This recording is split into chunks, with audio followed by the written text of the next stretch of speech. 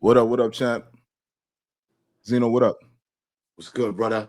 What's that? Well, first of all, Zeno, I want to tell you it's a pleasure. It's an honor to have you on this platform.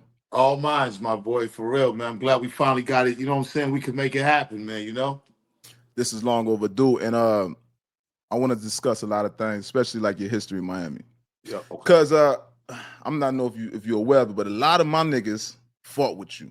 Like Right. a lot of brothers that's from my hood in particular, Right. they rock with you. And people have you got a good name in the streets. It ain't easy to have a good name in Miami. All right. Oh, man. So now, appreciate that. part. Nah, that part. Let's go into, let me just actually do my intro right quick, all right? Yep. All right.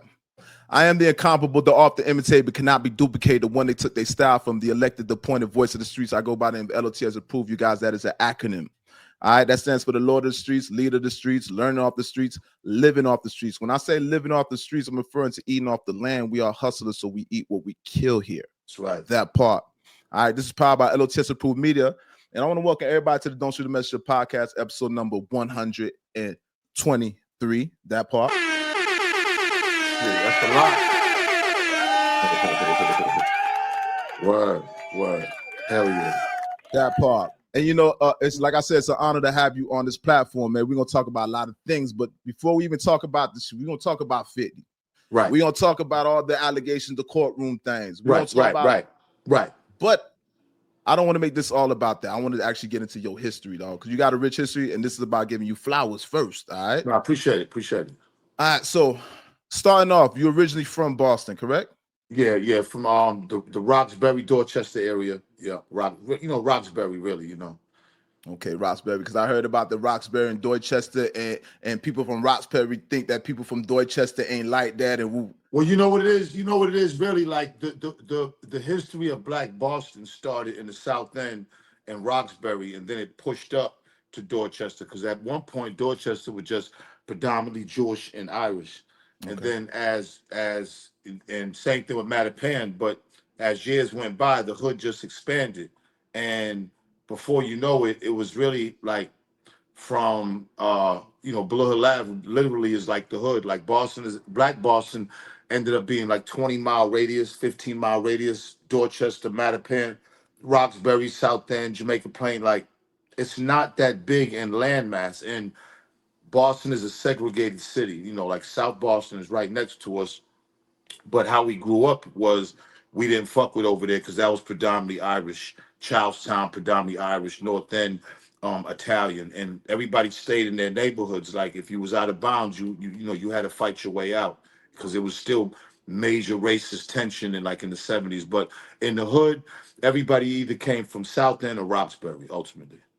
That part. And I know I'm Haitian, so you guys got a big Haitian influence out there. Big Haitian. It's crazy Boston. Because so really, when we grew up, we always seen we always would have somebody in our class would name Jean-Pierre or Pierre, but nobody really could put it together until later on. Like, that's French, that's Haitian. You see what I'm saying? No, Jean Baptiste. But well, yeah. Trust me, you know what I'm saying? Like when it comes to Haitians started really gangbanging, because Boston started gangbanging in the 80s. So Haitian guys was a part of that. You know what I'm saying? Depending on where they was living. But yeah, man, Haitians been a part of Boston since I can remember. But back then, we didn't know it. Nobody knew it. They was just with the crew. And not necessarily like, okay, he's Haitian. Like, I was Cape Verdean. But I really didn't even know it. I just was a nigga. We all Black. So I'm sure Haitians, because my man Ricky Nurse, in God Rest Peter, they got a lot of my guys got deported, but they got deported to Barbados. So all these years, they were Bayesian, and we never even knew it. Everybody just grew up how they grew up, and it was Black. It wasn't until later on everybody started kind of understanding who they was as far as race and nationality, and that's when I look at it now, like, damn, it was pretty diverse. Knowing now, Yeah, I got a lot of homies. Shout out to my nigga HD Zoe. I got a lot of people from Boston. You heard me? Yeah. With that being said, so Haitians, Cape Verdean. I'm hearing a lot about the Cape Verdean. We don't have those Cape Verdeans really down here like that. Right. But you're Cape Verdean, right? So yeah, my mother. So just like Cubans migrated to Miami, it's the same thing of how Cape Verde. Well, it was a longer mile. Of course, it was longer because the Cape Verde Islands are on the west coast of Africa. But when Okay. you look at where the west coast of Africa, those islands is a straight shot to the states. So when they came, they really came to like the shores of Massachusetts and the shores of Rhode Island. So they made a lot of Cape Verdean people made their way in Cape Cod. A lot of, because Cape Verdean people come from Ireland like they fishermen, you know what I'm saying, by Okay. trade. So a lot of Cape Verdean people only migrated to like Massachusetts and Rhode Island, just like how Cubans migrated to Miami. That part. So it's predominantly those are the two primary cultures out there, right? Because that's all I hear about primarily is Cape Yeah, I mean, Verdeans other than and Haitian people. of course, other than your Spanish community, like Dominicans are heavy in the hood now, like Okay, that part. super, super heavy. Boston's a racist town. There's no way you can even like Mm, you can't even candy coat it. They're a racist city. They still racist as far as the power structure and the opportunity.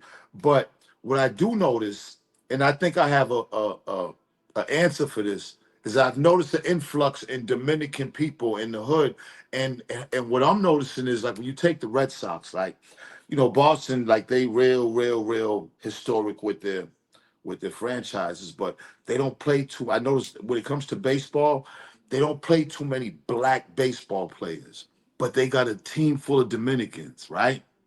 And it just seems like since that's been that way in Boston's Big Poppy, his influence, Dominicans have it kind of good in Boston. Like they got a lot of the businesses that's on the main strips now. They play their music loud as hell. Like when I go to Boston now, I'm like, damn, like the niggas that been there forever don't have nothing, but they allow certain groups of people to have in Boston, but it's still racist, man. It's bad. Word. And I yeah, know, see, when Haitian people came, a lot of them really like went to Mattapan area and kind of like the Milton area. And they would be there's a place called the Farmers Market. That's when I started that, and that probably was like in the 90s, right? okay. When I probably first started saying, okay, Haitian people, like, and then it's like, oh shit, Jean Pierre, you've been Bouvel, you've been like, Michelet, you know what I mean? These are all gang banging niggas that I done fucked with, you know what I'm saying? But when you listen to their names, those are all French Haitian names, Michelet, Bouvel, Jean Pierre, like these niggas came up with me. I just didn't know it until later on about, you know what I'm saying? It's Yeah, because crazy. the thing is in Miami, the Haitian pride is big here, and they don't have that everywhere. You know what I mean? We kind of like set the standard. Not to say niggas in Boston wasn't repping, but at first, keep in mind, we one of the most oppressed out of all the black cultures, black nations. You heard me? Right, So a lot of niggas didn't really wear that banner, and right. that's why we broke that Y'all shit down broke that, here. and You not feel only me? not only did the Miami and shout out to all the Zoes, Miami, the Zoe Pound, shout to Big all shout of out my to Zoe guys. You know what I'm Pound, saying? Junkie Word. Junk. My You man heard? Happy, Red Eyes, my man Red Chip. You know what I'm Eyes, saying? Ali, like like Ali. My man T Way. I mean, listen, my man Billy Blue. I mean, we can go on and on and on and on with the Haitian influence and not just in Miami, but in hip hop. So it was really important because I got close. Me and my father, when we lived in Miami, we got close to a lot of Haitian people, especially my father. And it was like, again, I've been around Haitian people almost all my life. So it wasn't such a new thing. But when you went down to Miami and you seen the pride, and then when I started getting with guys in the Zoe Pound and just feeling that pride, see me, I'm just anything that's pro-black and pro-struggle people I'm with anyways, right? Because that's how I grew up with the Jamaicans. See, in Four Corners, the shower posse was deep. I grew up under them for a few years. And, Jamaicans was heavy. By fucking with them, Jamaican influence heavy was heavy in me. Now again a Cape Verdean kid that really didn't know what Cape Verdean was. I do have a Puerto Rican grandmother, so it was kind of not so mixed up and so confusing that I didn't want to pay attention to it. But I was just out there getting money. And when you on the block, we just wasn't talking about what race you are. We all there together, and we know we niggas because we know we got to fight against the white people. We niggas to them, That so part. we all niggas, and that's just what it was. But it was good. I did a song with Wyclef. Went to his mom's crib. She cooked, You know what I'm saying? She made me some liver. I mean, made a song called Mama Pa Crier. That's when when the uh when the earthquake hit, or the so-called earthquake hit Haiti. And I was just, I'm always down little Haiti, man. I'm just saying all this to be like almost like I got a little bit of Haitian in me. Like I got pride, along with y'all. You know what I'm You saying? said mama pas créer, mommy pas créer. That's you said it very, very close, bro. Yeah, So just even that, I got to give you credit for that. yeah, And I see yeah, now you telling me your background. I see why you was so embraced in Miami. You yeah, have yeah. that multicultural. You have that. Yes, yeah, yeah, I yeah, see now. It makes sense to me now because the way you adapted down here, the way niggas was embracing you, I'm like, damn. Because other on the internet, people paint a different picture of you, Zeno. yeah. I know it's, what I'm saying, because what like Niggas what in people Miami realize. don't look like you. You see this the internet. We don't look at you the way the internet look at you. No, So I'm but wondering look, right? what's the problem? Why it's not But see, but correlating, what I've translating. realized, I've realized it now, is that the world on the internet and the world outside, two totally different things. Like the internet is all filled with perception and narratives. Outside is outside. You are who you are. I'm more of an outside nigga. I'm more, like my spirit and who I am is more that. The internet shit, I had to learn how to navigate it. Me and my old ass in my emotions, just to understand what that is. Like, you know, when like over the years, you get older, and I'm back in the day I would travel with 100 niggas. You know what I'm saying? But as you get older, that stops because of a host of reasons, right? So when I travel, and I do a lot of my hostings now, like around the country and by myself, but still can call anybody at any time, and it's love. Like I got a really good network of niggas that I've been fucking with over the last 30, 40 years that adore me. So it's a phone call away with anybody. But you know, the internet, I can't navigate through the internet on like to explain to people who I am and what I am, because at 60 years, I'll be 60 years old in July, and I'm more famous than I ever been in my life. Like I can't. But it's like but it's the craziest shit, because Yeah. look, I've had way more money back in the day when I had the source. Like, financially, I'm still not stable where I want to be, but it's the street, and I'm a street nigga, and this is how it goes. I'm outside. Facts. But there's no gas station in America. When I get my little walkthroughs, it's in the worst cities. I get my little $1,500, $2,000 walkthroughs, and I get my little round trip ticket. I get off that plane by myself. They pick me up. Yo, what up? Yo, pull over. I gotta get some swishes. We in the worst neighborhood. I'm going up, and I do this on purpose. I like to go into the worst gas stations where it's crowded as fuck there. I jump out that bitch by myself and go up in there and just love everybody watching they fucking heads turn. Like, what is that? Because the hood, that's my people.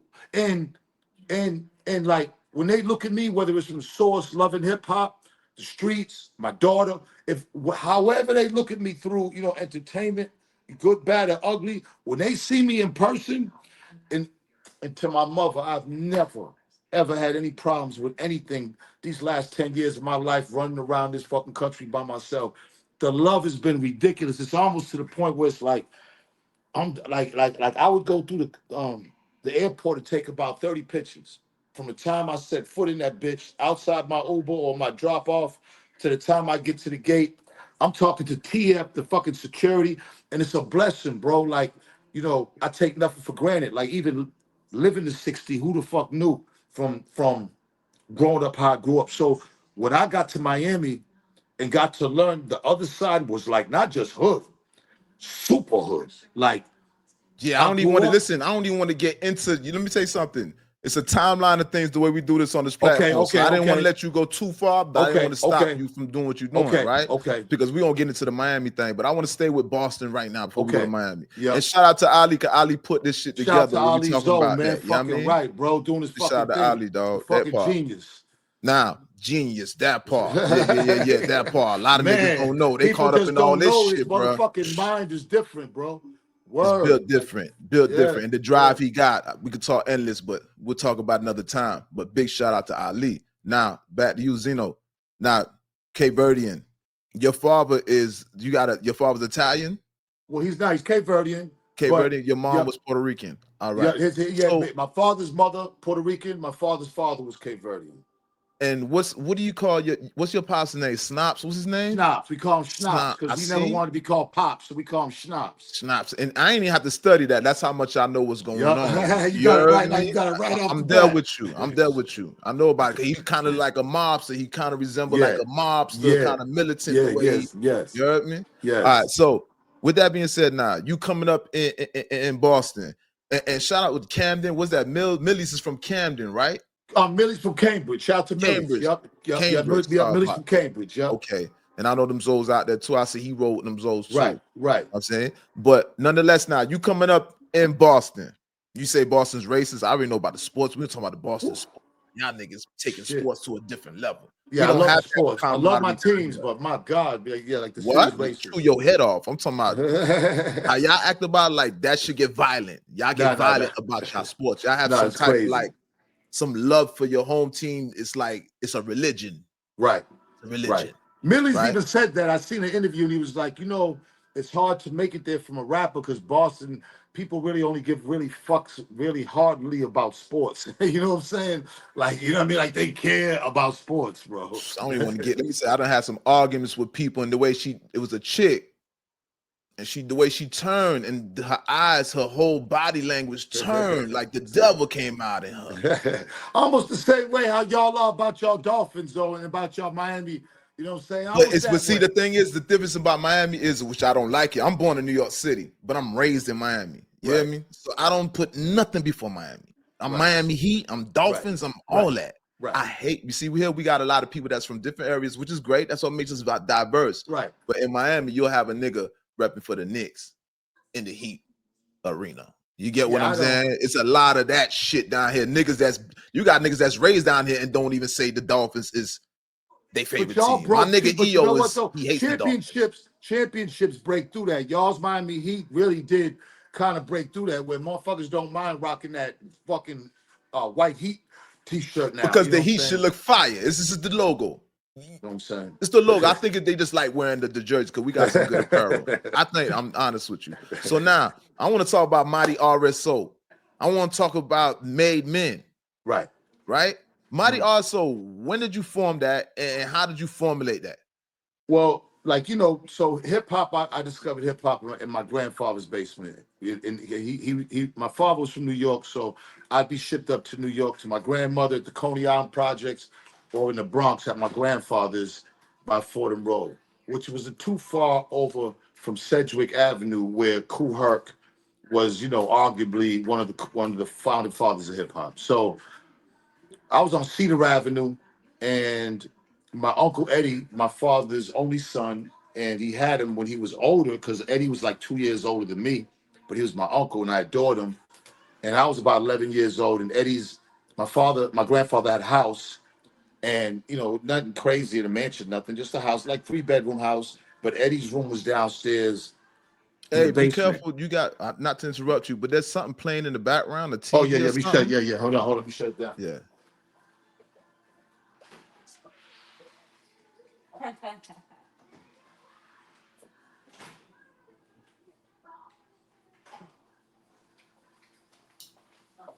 So it was more or less like, so at 11, he taught me, he had turntables and stuff in the basement where his room was at. And I, you know what I'm saying? He taught me how to scratch and everything. To be real. What. So I learned how to scratch. Bruce Lee posters all over the walls. His basement was a finished basement. It was rocks like coming out that bitch, like side of a mountain and shit. But he had a CB radio. My father was in the feds, which was his brother, and my father would make us belts in like the leather craft with the Phantom on it. And I was the Phantom on CB radio and shit. I'm 11 years old. It was 1977. So used to love going to New York, man. But that's why I was introduced to hip hop, because what a lot of people don't realize, if hip hop was, they said, kind of started in 73, it was really about the DJ. It necessarily wasn't a whole bunch of rapping when it first started. It was about DJs kind of cutting disco beats and different breaks, little minute, 30-second long breaks in a record just to keep a beat for an MC to rap. but rapping didn't really catch on until after the DJing. So I started DJing about 11, 12 years old, took it back to Boston and just stuck. I formed the group probably when I was 17 maybe. You know what I'm saying? 17, 18 years old. Boston started getting kind of, we didn't have a main radio station. So the college radio were the ones playing all the shit. And Mm-hmm. I was in a record pool back then. You know, I got myself in a record pool. So I would get like promotional records sent to the crib on a regular. I paid my So you really dues. was, yeah, I yeah. was rock. My DJ name was Rock Shock and Ray Dog, and yeah, I was taking it serious for a minute. I was giving block parties like in Boston. Went and bought me a Sir Vegas speaker. You know, I was hustling. You know, like my father brought me out the house about 13, so you know I would get block parties, sell mad weed at the block parties. You know what I'm saying? And I started getting a name for myself in Four Corners, Ben's Lounge, Cortez Lounge. They would let me DJ there and shit. But you know, that's when I started selling, you know, doing shit for the Shower Posse. Now my father, I'm fucking with his plug from the feds. I got the Shower Posse. They got like 5 weed houses that we would all have like 8 hours, and me and a couple other guys would take shifts. And they were abandoned houses, but we'd have to sit in there and sell weed for our 8 hours and shit. And like, you know, I was getting money for a young kid. And you know, I took all my money. I remember bought my first Technique 1200 because every turntable before that was all belt driven. And DJs know what I'm talking about. A belt driven turntable is when a belt is what makes the thing go around. Where Techniques came out with the first turntables for DJs that was beltless and you could just scratch and it would pick up. And until Serato came in and all the technology, people were using SB 1200s ever since then. It was a turntable that stood the test of time. I had like 4 of them bitches. So yeah, man, I was giving house parties, block parties. I was getting a name for myself and just automatically started a rap group, the Almighty RSO, rock shit on. You know, we used to you know, that was the saying, like we rock shit on. So me, Master Kevsky, rest in peace, Orange Man, he doing double life. He's still Orange Man probably done did about 30 years so far. But um Orange Man, uh, Jeff Two Times, which was Def Jeff back then, the DJ, Fat Pat, Icy Mike. I mean, we had a Disco P, the beatbox. I mean, we just had a bunch of niggas, MC Knox, E Devious, Tony Rome, which is a bunch of us.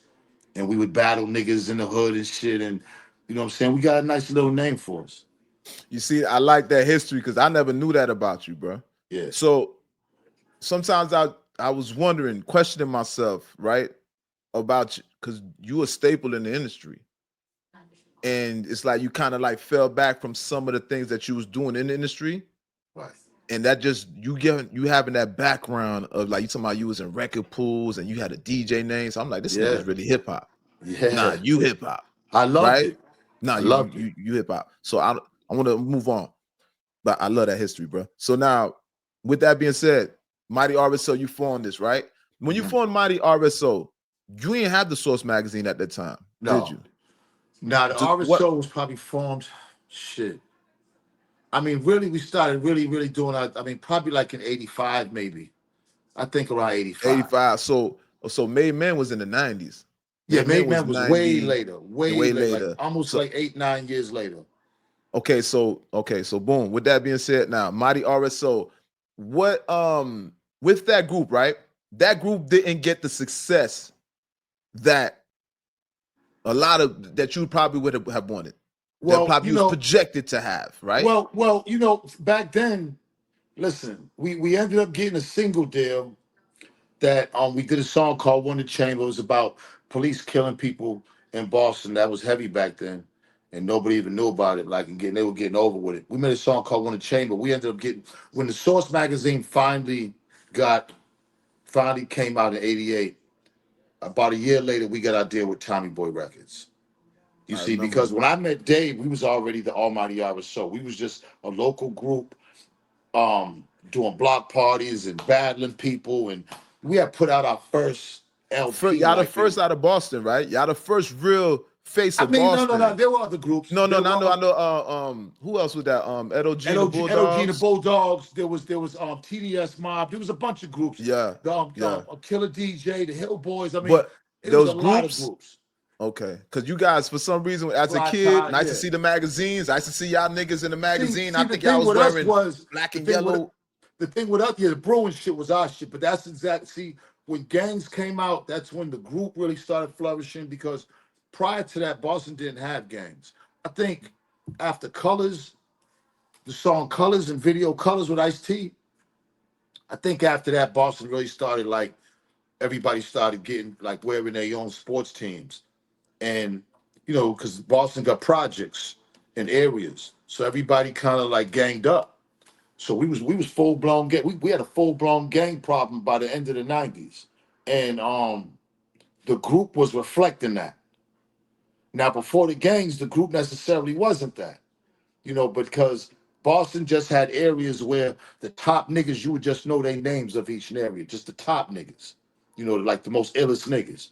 But as the '80s went, hip hop started and NWA, and you know what I'm saying? The Mm-hmm. influence from that shit, I think, hit Boston. That's when Boston started. We really had a real bad gang problem, which turned into a real murder problem up there.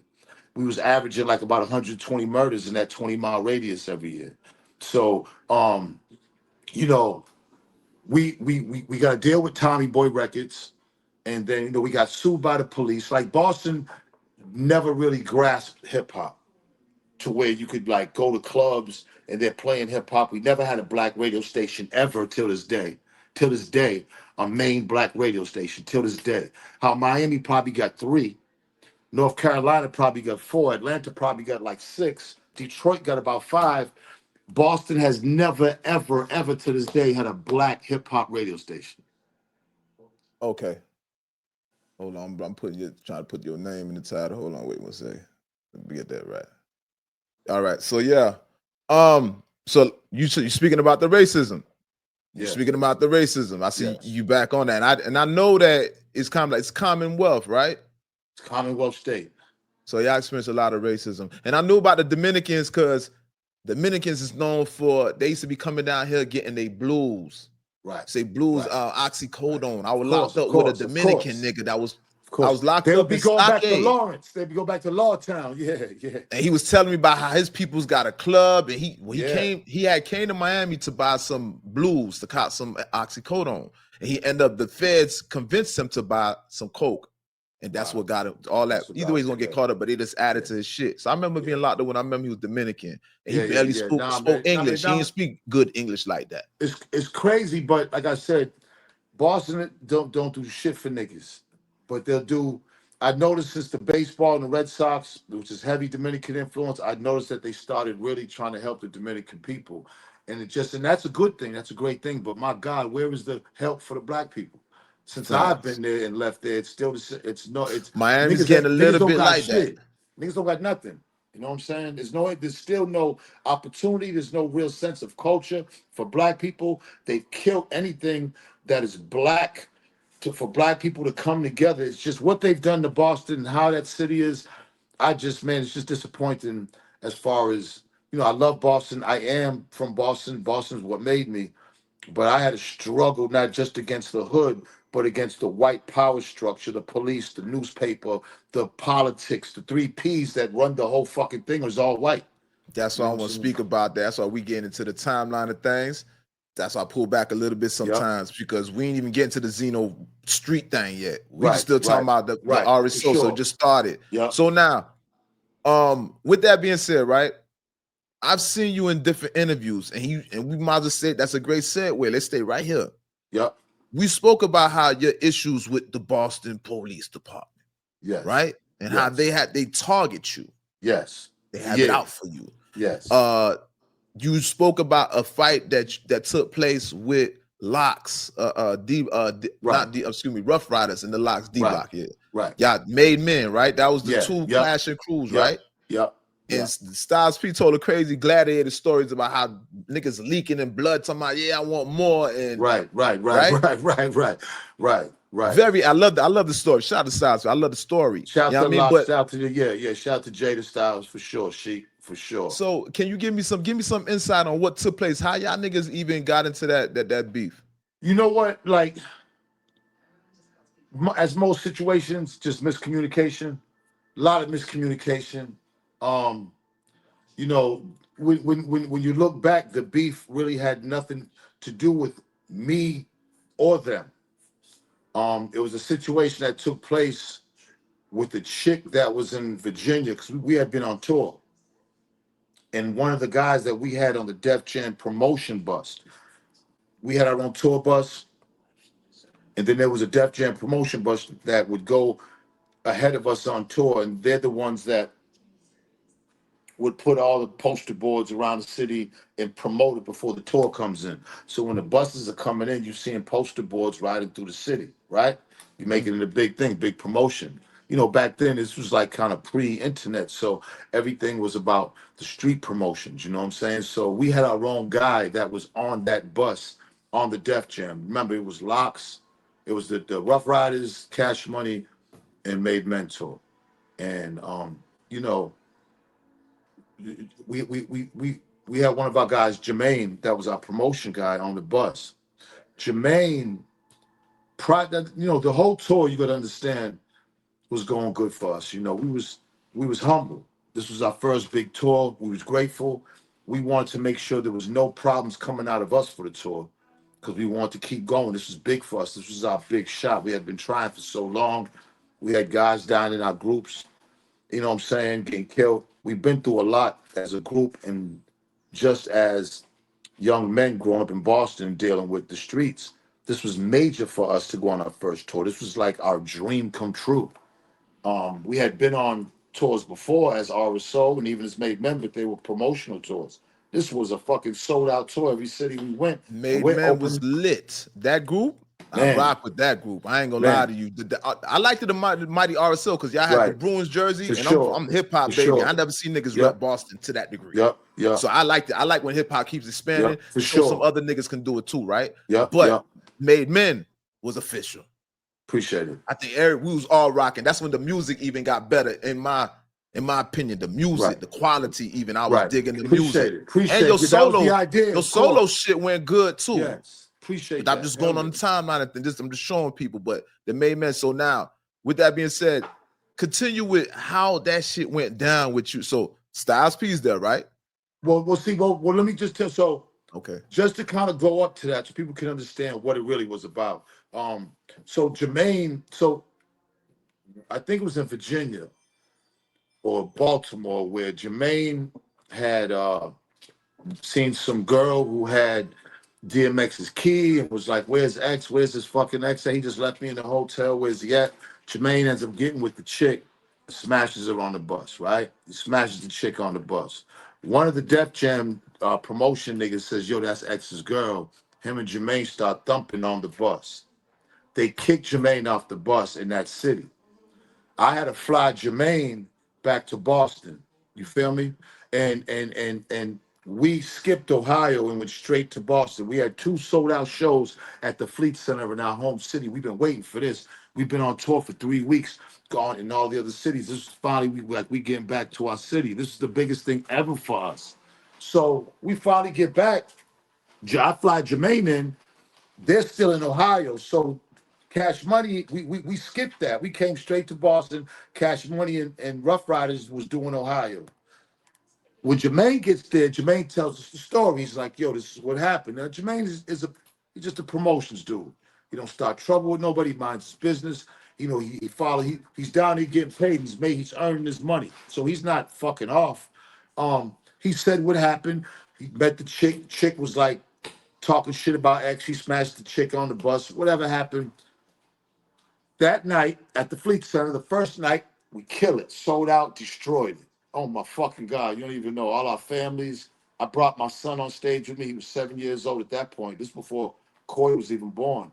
And he said his little rap on stage with us.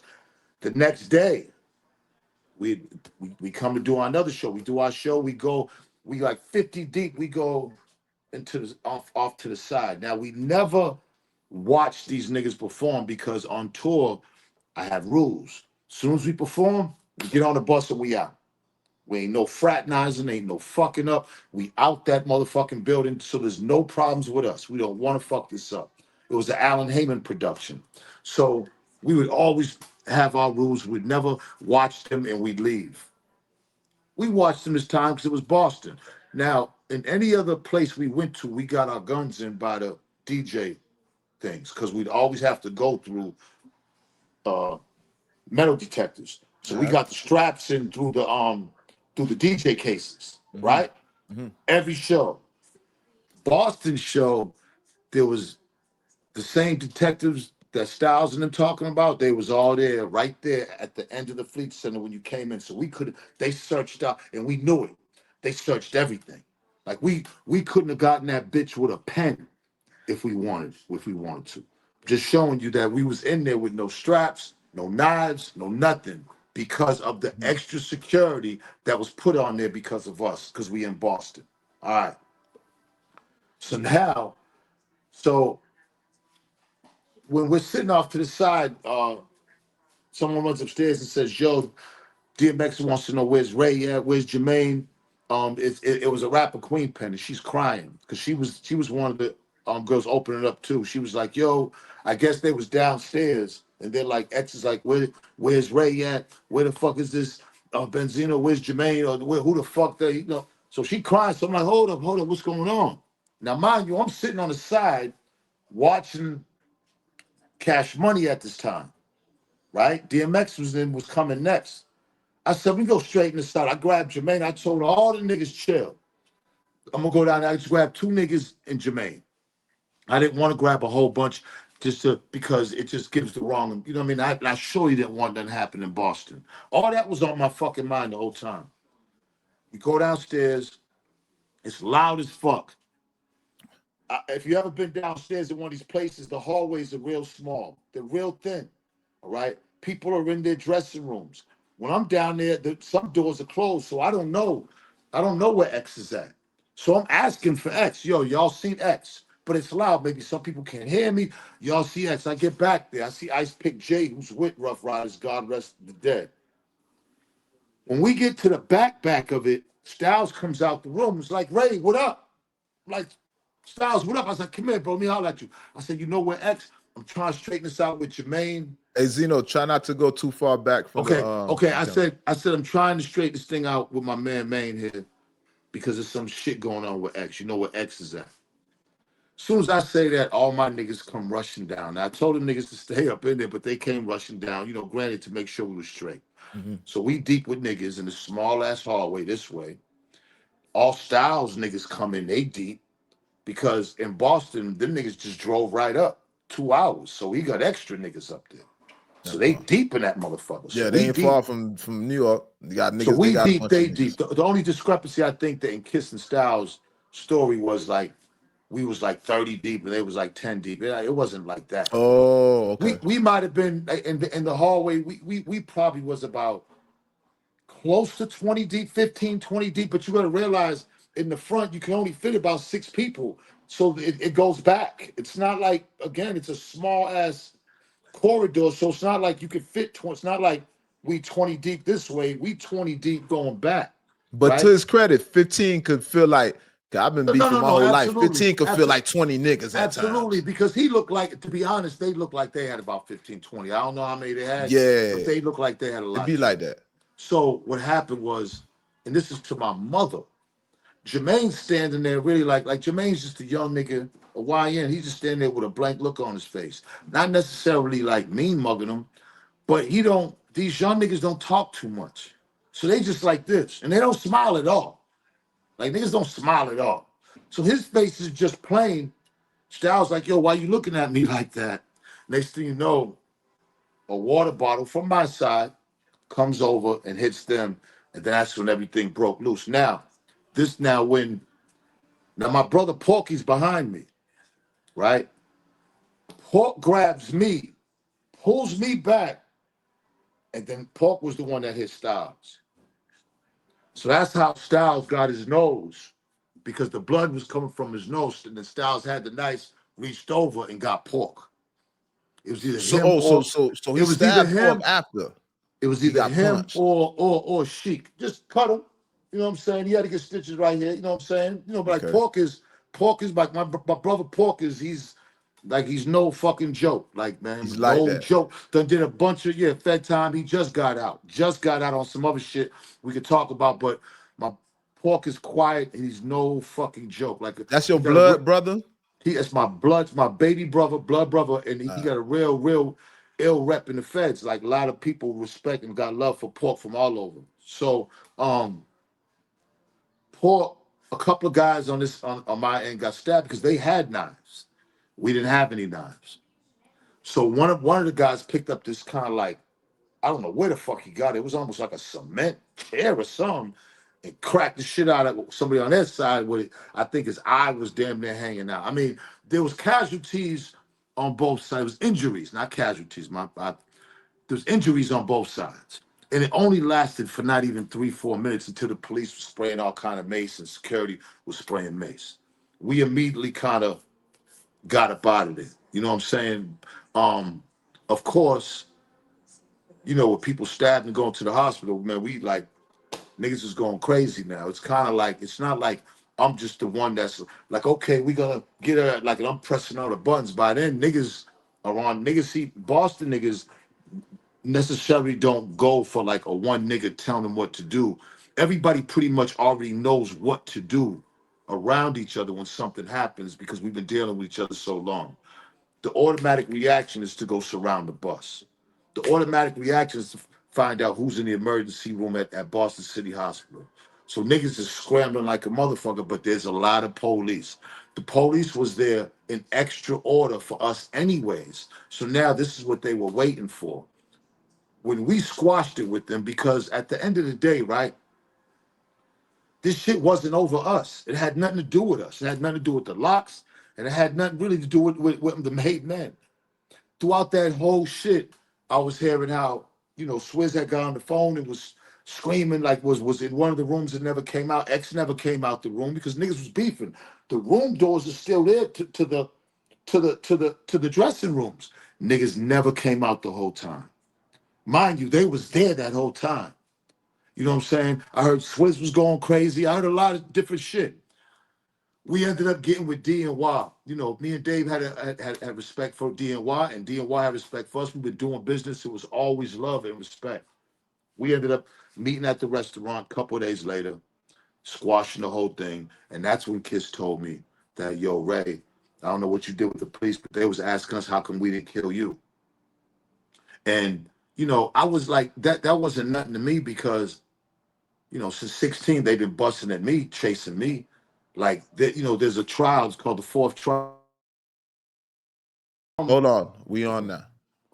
So there's a documentary that I want you to watch called The Fourth Trial on Netflix, and it's about a good friend of mine, Stutter, who a cop was killed, and they kept having hung juries and shit. But this was one of the dirtiest cops from the dirtiest cop family in Boston called the Mulligans, and this was Joe Mulligan.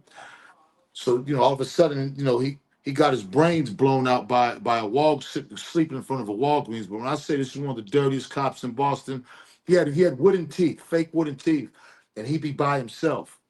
And he'd have to, he had the Mercury Marquise, dark blue one, old one. When I say this motherfucker used to come on the block, try to beat the shit out of niggas, I mean, shoot. He done shot at me like 3 times chasing me. Now, whether he was trying to shoot me to hit me, because I'm like, damn, like he keeps shooting, he's shooting in the air, but I would keep getting away from this nigga when he got Hold killed. on. This shit is freezing a little bit. I don't know why it's freezing. Um, You um, got good reception. You on yeah, your internet? You I can see connected you to your good. internet? Yeah, I can All see right, you because good. your shit blurred a little bit now. I don't know what the Okay. fuck happened. The I reception, see. but go No, ahead. I can see you good. So yeah, Keep running. so Boston, like the gang task force. I mean, they've been trying to fuck with me for a long time, and that spilled over to the federal investigation with the Source magazine years and years later. Like it just never ever stopped. You know what I'm saying? But that particular night, that was true. They came to Kiss and say, "How come y'all didn't, kill Benzino?" You know what I'm saying? I wasn't surprised. That wasn't nothing surprising to me. So But them niggas out for you. I mean, they're gonna be out for any nigga that has some type of influence in Boston. If you ain't doing something with a baseball, basketball, football, or hockey puck, they don't want to fuck with you up there like that, anyways. Yeah, but you obviously was making noise in the city because it seemed like you. I don't know. I don't hear the controversy behind that trails you in that city. For the stuff that you're telling me, then how L.O.T.S and them and how Styles P and Jada and them confirmed certain things. That's another thing. Where was Jada during that fight? Because I heard Styles was getting busy. No. It was really. I just remember Sheik and Luke was front line. You know what Sheik I'm was saying? Jada, front I don't know, line. Jada, Jada was there, but like, look, everybody can understand. In every group, there's always somebody that, there's always gonna be that one that you gotta, you know what I'm saying? You gotta make sure he's straight. When people started questioning Jada's street credibility or whatever, man, I just was like, that's bullshit. Like, Kiss came up with all them niggas, but not everybody's gonna be the frontline fighter. Not everybody's built for that. Everybody's built for different things. You know what I'm saying? I mean, look, I was on the front line and I could have been fighting, but Pork grabbed me up. He literally pulled me with one hand. He's bigger than me. Mm-hmm. And he was protecting me. You know what I'm saying? So who knows? I could have been stabbed. Like that shit could have hit me. You know what I'm saying? Niggas was just, the hands were flying everywhere. Niggas was beefing, and it But was you a was small frontline area. though. But Jada was pulled. Jada wasn't there. Jada was there, and Jada, because he was on the front line, but I don't, you know what I'm saying? I think somebody might have just pulled him up out of there too. Okay. I think one of his niggas might have grabbed him too. Okay. So you ain't really see how Jada was moving. You just I didn't really, speculating. nah, because and everything went quick. You know what I'm saying? Everything went real quick. You know what I mean? But, again, it's unfortunate, man, that even Pork and Styles had to go through that again. Because this shit was all over a bitch in 5 states ago. It's Like, always what about the a bitch. fuck, bro? It's Like, always a come bitch on, behind some man. shit, Like, dog. that shit is fucking disgusting, But, It's always we behind a survived bitch. it. It's a story now, you know what I mean? It's an urban myth, man, and you know what I mean? Everybody survived it, man, and you move on, you know what I'm saying? But I want to get some clarity though. Remember, on this platform, they want to know this is a legendary story. This is Made Man Boston versus New York Rough Riders, Yonkers. I want to hear the story, right? So you saying Sheik was on the front line though? Front line.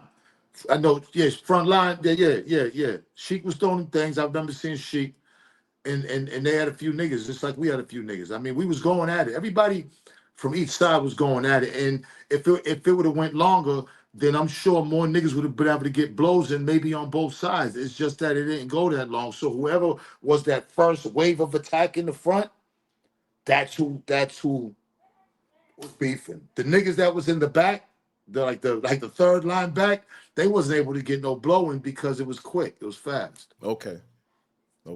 Yeah, because I want to confirm that because we heard Styles P.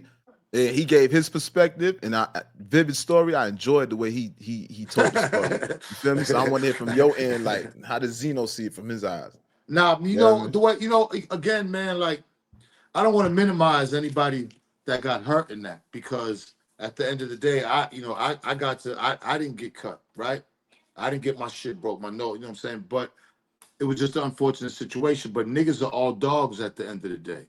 Niggas are all dogs. Niggas didn't run from the fight. Niggas got it in, and then after that, we fucking squashed it like men, because we realized that we had no beef with each other. Prior to that, we made one of the dopest songs we ever made as a group, and arguably one of the best collaborations as a group with that Tommy's thing. Made Men and L.O.T S. I love that shit. Like, that song man. fire. Like, saying, that like, song's shit, fire. What the fuck, man? You know what I mean? That's Jada on the chorus, right? Nah, And you and Jada going. I think you and Jada going back and forth. Styles, Okay, then. I'm there with you. I'm there with you. I really appreciate the story. So when I'm breaking it down, this is not about condemning anybody. I'm just making this clear. This platform, we love the L.O.T S. Absolutely. You know what I mean? We love Benzino. Benzino is part of hip hop. No, I appreciate that. No, and I love it. I love you. I love the podcast. For real. Now, I don't agree with everything you do. Right. Of course. But overall, we talking about credibility. Him, anybody that says against that, I don't agree with that. We can talk about isolated incidents. We can talk about isolated shit. But your overall character, nah, Zeno solid. No, but my thing is, I want to talk about every single isolated incident that we'll get there. We'll get there. We gonna get there. Listen, we gonna get there. So boom. So now y'all niggas going through it. So Silverback Gorillas, Sheik is on the front line. Sheik on the front line. Sheik taught that. And I'm not saying nothing about Jada, because shout out Jada and the new podcast he got with Joe. Right. A lot of controversy behind Joe too. Yeah. There's a lot of controversy. Unfortunately, man, it's all unfortunate. You know, it's unfortunate, but it is what it is. You know, he stepped into this arena. It's a little different. You're subject to being ridiculed, subject to being critiqued and ridiculed, and you kind of gave that up when you jumped in this arena. But we'll speak a little bit. But how you feel about that podcast with Jada and Joe right now? I think it's good for hip hop. I think two pioneers as successful, as especially in New York, as they are, being able to sit down and talk about hip hop. I think that's a good thing. I think that's it's always a good thing. I mean, the thing with it is like Joe already has a lot of stories out there. So, I kind of see where Joe wants to sit in with somebody and have somebody else with him because himself telling the stories, you know what I'm saying? He probably at this point might have ran out of stories, you know what I'm saying? So it's just and not saying that to be funny, but I'm saying I like the fact that he's with somebody else. I always believe two heads are better than one. You know what I'm saying? Do you like the actual conversation? Like put everything aside. I know you had the camaraderie with them. Do you see that podcast? Is that something that you see yourself sitting down like really vibing to? Like, you know what? Let me take some time out and smoke a joint and watch these niggas right quick. Me, you know what I'm saying? Depending on what's the subject is, you know what I'm saying? I can find some interesting shit that they're talking about. A lot of times, though, the way it's getting is, everything's territorialized. So, New York got a huge audience, so they're going to be able to attract a huge New York audience, because of them too and where they're at. Like if Trick Daddy in Miami, Eminem in Detroit, Scarface in Texas. So, they're two heavy hitters in New York. So the conversations will be cool. How long it lasts is what we're going to see, and how it stands the test of time, how they do if they have guests. Podcasts are like kind of a watch and see thing. Sometimes you might have a real good, some real good content, subject matter. Other times it's like, you know what I'm saying? So, that's like a wait and see. I just know that it looks good, with those two guys up there. It's a good look. You like the set. You like the set. You like how it's looking. I like that. Yeah. With me, I love podcasts that got great camera views and good work. You can tell that they, like they spend a little bit of coins on it. They got some good cameras. So I like the look, you know what I'm saying? And, Kiss is going to keep it interesting with his point of view. With me, what makes a great podcast, if it's just hip hop, then we're going to be good. But I just expand so many different subject matter that I could look at a lot of different podcasts. So they would be one of them. Yours would definitely be one of them too, my brother. I'm gonna start fucking with you. Thank you, Chance. I appreciate that. We growing. No, because I love your question, and what makes the podcast is the host. It's not necessarily the guest all the time. It's the host and what the fuck they're saying. You don't even know some of the shit that people be saying. Be like you'd be like, what the fuck, bro? You know what I'm saying? Not everybody deserves a mic in front of them. You know what I'm saying? That's an honor, bro. I appreciate that. Yeah, man. Come on, man. You're doing your fucking thing, man. Like you represent the people, and that's what it is. When I think when a podcast comes too much about them, that's why I start losing interest. If you represent the people, like how you said the people, you said we love the L.O.T.S. We said we love. You know what I mean? You ain't saying me, I, me. You're saying we.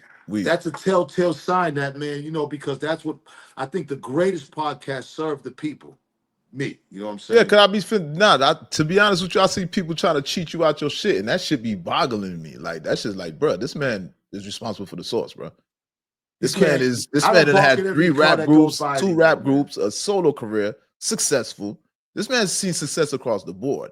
It's the same way to how they come at Dame.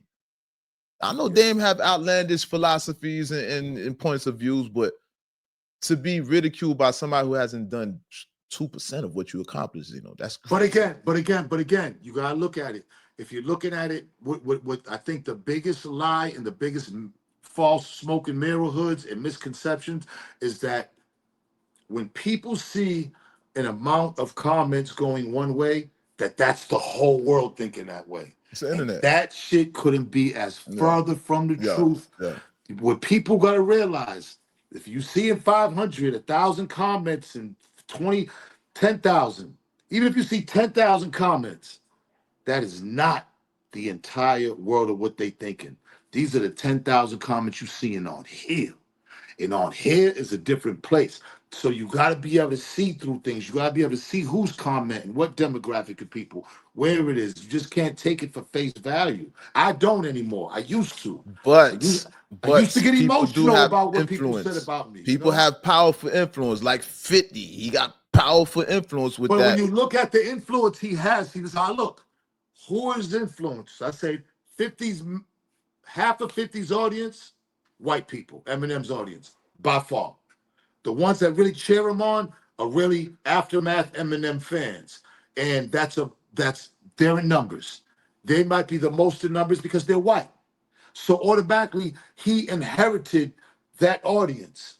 If he never signed with Eminem, 50's audience would be diminished by the millions. Trust me when I tell you.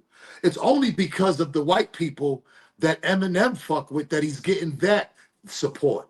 Without them, he'd have to support just as much as anybody else or just as less as anybody else when it comes to the black community.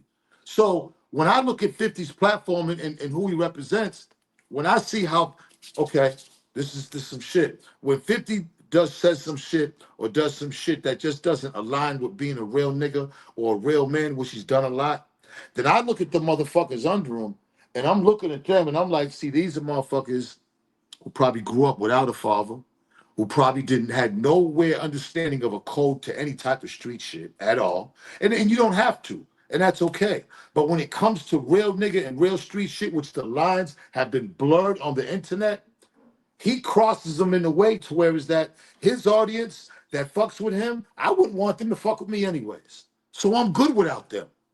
See, that's what I'm saying about people. When I go out here and people be like, Benzino, I love you. Like a lot of my audience are loving hip hop women from like 16 to 66. Love Benzino from Love and Hip Hop and reality shows. Then you got a lot of niggas, street niggas. Love Benzino from back in the day, made men Source magazine and shit in jail getting the source and street shit and you know what I'm saying? And watching Zeno with all this money back then. Like then you got the new Gen Z who knows Zeno as Coyle Ray's dad. So I got everybody really in the household that I want as far as an audience and as far as support. So anybody that supports the shit that 50 supports, they don't, we don't have the same thinking anyways. So I really don't give a fuck what they think. And I swear, I don't mean that from an angry standpoint, just from an intelligent standpoint, that his audience isn't my audience anyways. So why should I care what they think? Why should I care what he's giving them? Because if they're taking what he's like, I'm here smoking this herb Gotti pack. If they taking that from a grown ass motherfucking man who's getting that from young niggas in Chicago, and that's fly, oh nigga, if you co-signing that, then I already don't want you on my line anyways. Cause you a stupid ass nigga. Cause I didn't grow up like that. I didn't do it like that. The shit that he do, we come from a street standpoint. When I look at 50, 50 makes, again, the Eminem theory. All those white guys and a lot of Spanish guys and Mexican guys that love Eminem, they love 50 because of Eminem. So when 50 tries to play the big bully with the muscles, he's never beat on nobody except probably Tony Yayo, threw him in the bushes or smacks on his own niggas. He ain't never ran up on nobody. He never got the nigga that shot him 9 times. That was God B walking around Queens freely for years and years, who probably just died from natural causes a couple of years ago. There's nothing streetwise that's given real street niggas the reason to really look at this nigga and be like, yo, he was really that nigga. It's only the fact that he did get shot.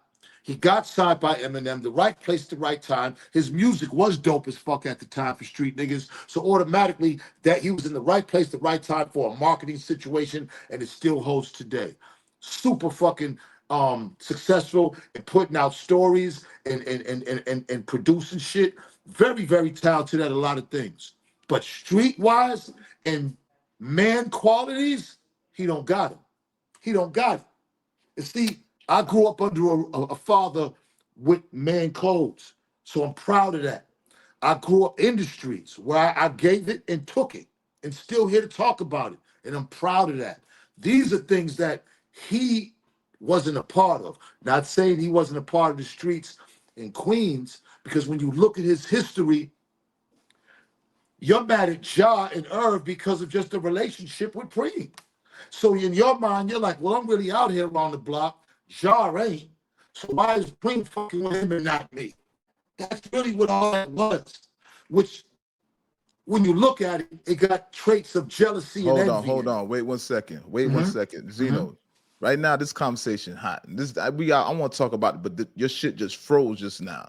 Your side just froze a little bit. So just, you know what I mean? I just want to slow the conversation down. So from what you were saying right there, you saying about Jot, you saying 50, his problem is with what you say his problem with Ja is? Jealous. Because he's rocking with Supreme, because Supreme chose them. When you look at it, all of us are looking at it from the outside looking in, unless you was in Queens and around it, right? But when you look at it, all the stories and everything, and how 50 is, it just looks like a situation where 50 was a little bit jealous of them niggas because Preem was giving him love. Like, if Preem would have just gave 50 love and just really hugged 50 and really put 50 down, would we even be here with all this with him and Ja? So when I'm looking at it all, and again, I'm not speaking for none of them, 50, Preem, or Ja. I'm just saying, from a nigga that's been in the streets and very good judge of character and situations, because I've been through them, it just looks like a nigga who just was like, this nigga Ja ain't from the streets. I gotta give 50 some credit, right? Zeno, 50 has a track record of flipping on niggas. That shit didn't start with before Preem and the Ja Rule shit. Niggas know 50 in the hood. Niggas talking about 50 been knocking niggas out. Now I'm a street nigga. Like, when I see niggas talk about you, that's why I don't let niggas take away from you. Right. No. Deserve. Right. So when I hear about Fifth, when I really think about it, you gotta think about it. This man was young as fuck, driving the Benz. Right. At 15, 16? Hustling, doing his You can't be out there with grown men and you not like. But let me ask you a question, and that's a great point. I get it. So we're gonna give 50. He grew up in the street, and he had. You could say at that point he might have had all the attributes to be that nigga, but where he fell short was, whatever it was, he wasn't with Preem and them. Whatever it was, he wasn't like a nigga who was really pumping major bricks and niggas was getting a plug from him.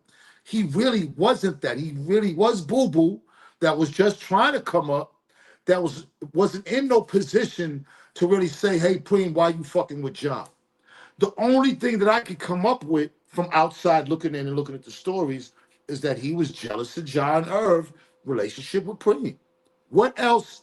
What else? It's not like them niggas was trying to pump on 50's block or trying to fuck 50's girl. Where else was the situation that 50 felt some type of anger towards Murder Inc. enough for it to end this way? 30-year beef, 20-year beef. Like, Okay. Ja and them didn't bring no harm to 50 or 50's people. So in the hood, I only think of a few things that you fucking a nigga's girl, you done hurt him or his family or his niggas, or you done robbed him, or you're doing something on his block. If them three things ain't happening in the hood, then my nigga, the only hate you got against me is because Preem's fucking with me. Wait a second. Now this is out of Fifth mouth. Fifth said that his mans robbed Ja Rule. Okay. He said Ja Rule was mad at him because he was around his man. Was that not E Money Bass? Who was it? Because I'm not familiar with all them Queens niggas, but I already know 50's from one guy Brew in Queens and South Jamaica. I know that, but there was somebody that he was next to. Right. Wasn't just, I don't know who it was. I don't know who. I forget whose name. Let me stop butchering shit. But a nigga he was next to allegedly robbed Ja Rule. Right. And Fifth was around the nigga. So that's what I'm hearing. Well, okay, but if that's the case, if he's around the nigga, then his chances are that you was with that. Not necessarily you was the one that took it, but you was with the whole situation of that happening, which means you've been looking at that nigga like, I don't like that nigga.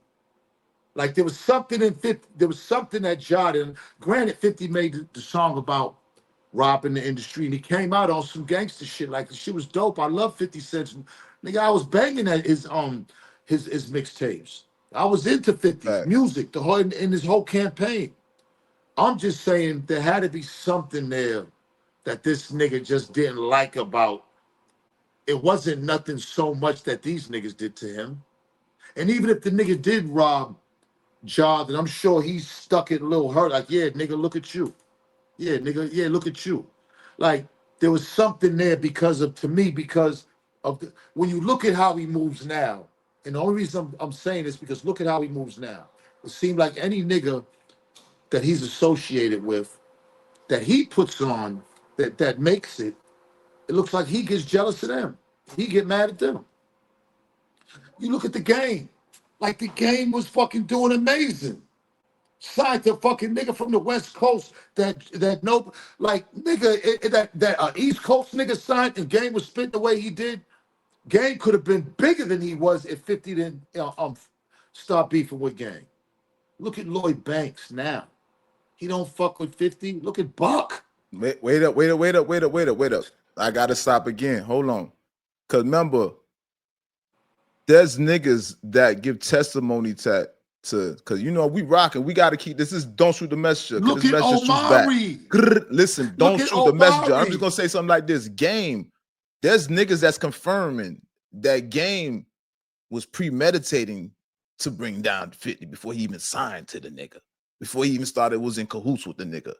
Now this is allegedly, but we've heard niggas in the industry say, yeah, the nigga told me that was his plan. Okay. Valid niggas that we know. I don't know the names. No, but the fair, Jim no, but that's Joneses fair and the enough. names. That's fair enough. So that's fair Zeno, enough. let's You be never real. know. That's fair enough. You never know. But look at everybody that has signed to him are gone. Now we can't make excuses up for everybody. We going Game, Lloyd Banks, Buck, Omari. Like we can go on and on and on. Like any nigga that he is that he's Meech, Lil Meech. My nigga, those are all 5 main niggas right there. That this nigga was responsible for signing. Gone. Like at some point, 500 Frenchmen can't be wrong, as they say. It's an old saying. Like you look at the line of guys in the timeline, everybody he signs, he ends up beefing with.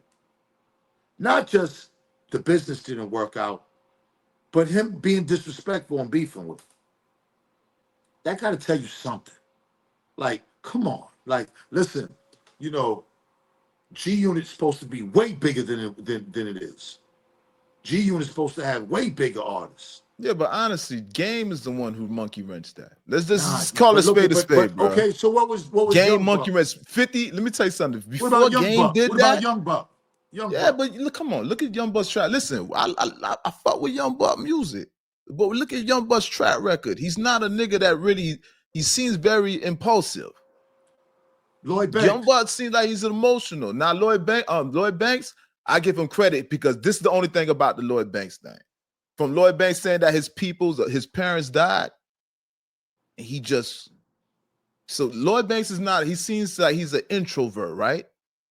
He's not a social type of person. He might have social anxieties. I'm just alleging. I'm not saying that's the case, but I'm just saying he's very He stays inside the house. His people's passed away.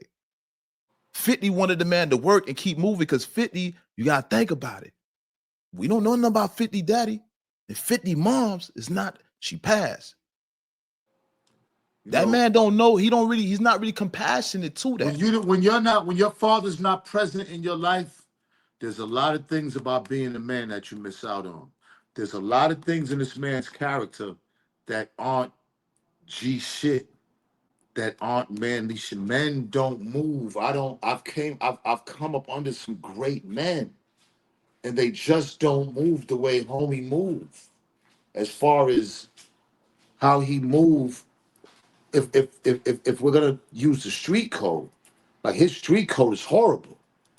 Like he just doesn't. And then to be kicking niggas when they down, when they get locked up, and then making in front of them, like I just don't see too many niggas. And you could call it trolling, but we from the streets. Trolling is for the nerd niggas that made up the internet. We don't supposed to be on that. We supposed to recognize trolling as disrespect, and we supposed to recognize that as street niggas. But it's all over the place now. And that's why I don't try to argue with nobody on the internet no more. We see each other in person, we handle each other. But hold up now. Let's get to that. Hold on, man. The other day you on the internet, right?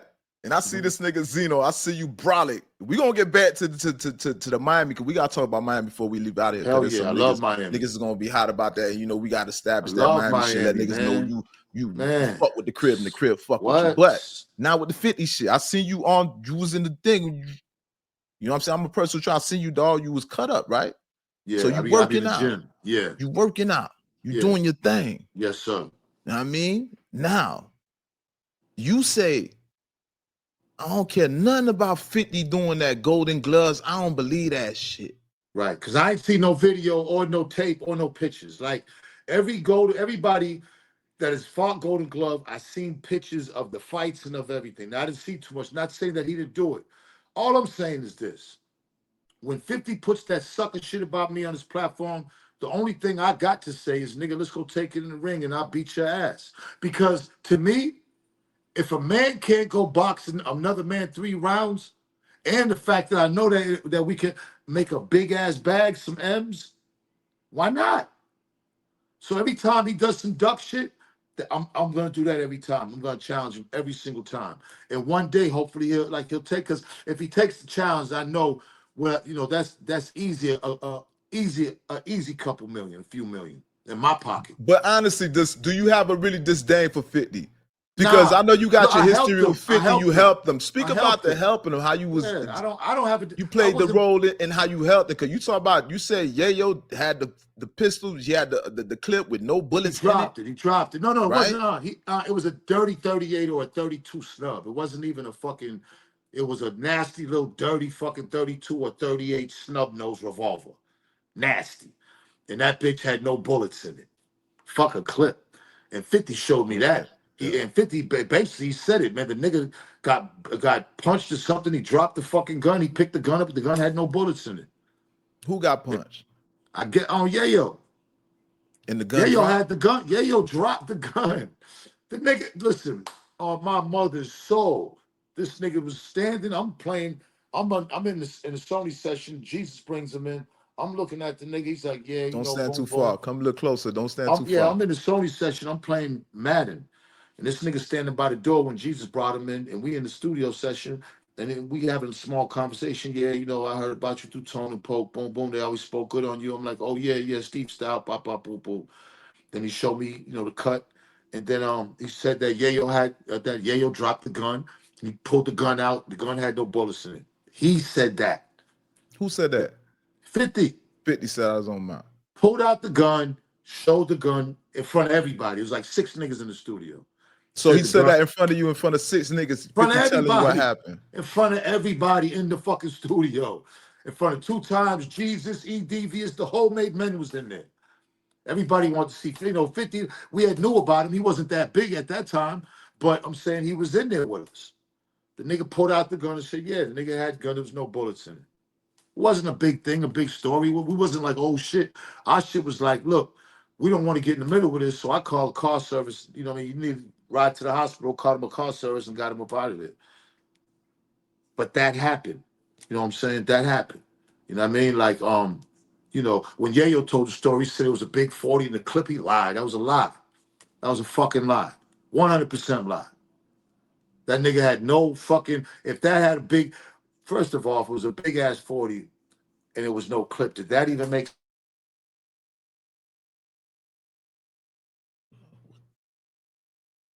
He told the shit, I'm sitting there like. Hold on. Yes, shit, pause. Hold on. Pause for a second. Okay, go ahead. Nah, but when he said the 40, does that make when he told the story and he said he had this big ass gun or some gun or whatever, I just was like, man, this shit is crazy. That was a lie, my nigga. 50 told the story. I bet you 50 won't tell that story. I bet you 50 won't say the same story. If you notice, 50 ain't even talked about that story ever. So you saying Zoe lying, because you know he's Zoe. You saying Zoe lying. Yeah, you know us Zoes, we stick together. Zoe 100%. I don't want to speak against Zoe. Zoe 100%. Zoe lying? 100%. He said, yeah, you're lying. 1000% lying. The nigga lied. Like the nigga himself pulled out the fucking 3.2 or 38 snub, those small joint, and said there was no bullets in it. And he was mad about that. Like, man, this nigga pulled out like, man, like, you know, soft spoken. He wasn't screaming or nothing. He wasn't all emotional about it. He just said the nigga didn't have no bullets in the fucking gun, and he dropped the gun. Now, Zeno. So he must have had the gun bluffing. That's what he was doing. He was bluffing with the gun. Yeah, he was bluffing with it. Black Child popped him. He dropped the gun. 50 picked it up and ran and got in my session. So he said Black Child. So all that story's true. Niggas cut off the lights, whoop-de-woo, and Black Child. Yeah, I mean, allegedly stabbed. 50 signed the thing. Now you seen that. You seen when he made the statement about what happened. Now it didn't go to court. So yes, on that plus when people always said that he gave the initial statement, I get it. But he never went to court, pointed anybody out. It never got to that. So on that right there, it really wasn't a snitch. You see what I'm saying? You know, I spoke up on that. Yes, he gave a written statement on he was there and what happened, right? But it never went to court. So the only time that in my book that you can snitch on somebody is when it gets somebody time. Is when you at the grand jury and you saying what you say, which means you got to come to court and you got to point out and you got to sit there on a stand and point. But if your shit don't make it to the grand jury or to the courtroom, then it ain't no snitching. Nah, that's a great segue because you know we got to get to all that part right there, right? Right, of course. With that being said, but just to bring closer to what the 50 part, they was saying that was 50's DJ. That's the one that was made the report. That I heard that John, them niggas, I heard Irvin, them niggas was passing around. My nigga, that was Curtis, and it's okay. So you saying that shit was definitely him? He made the original. He signed the original statement, but he never went to court after that. That happened. Anybody that wants to believe different, you have to let people believe what they believe. But how can you confirm that? It's because it's obvious. That's a small thing. He had to make it. He made out this thing. He signed it. No one else did it. No one else signed but his you name. don't know 50. But listen, that was advocate. You don't know 50's signature. Come on, Zeno. You don't know the man's signature. My nigga, that nigga signed them paperwork. He just never came to court. It's okay. It's all right. It's all right. It's all right. It ain't shit. He never listen. I'm gonna give him. Listen, it never made it to court. None of them niggas went to jail. So it wasn't no snitching.